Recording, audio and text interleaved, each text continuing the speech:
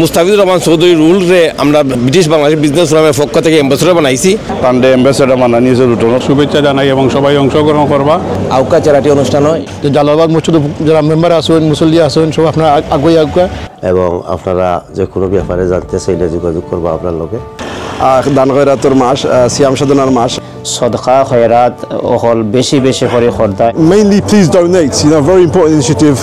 একটা ইভেন্ট করি আর ইফতার আপনারা হলর দাওয়াত আরএফসির ফান্ডরাইজিংকে সাফল্যমণ্ডিত করার জন্য সবাইকে বিনীতভাবে অনুরোধ করছি।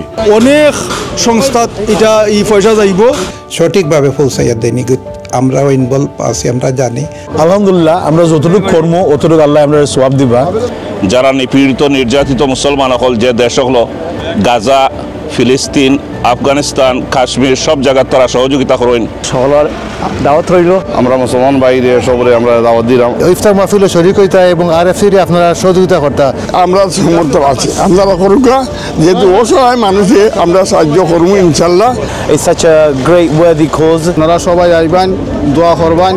আরএসির রামাদান উপলক্ষে আপনাদের সবার সাহায্য ও সহযোগিতা কামনা করছি। তৌফিক আনমান আপনারা সাহায্য সহযোগিতা করার চেষ্টা করবা। ইফতার দাওয়াত হলরে আইবা, দোয়া করবা। আপনারা আইবা, সব জয়েন করবা।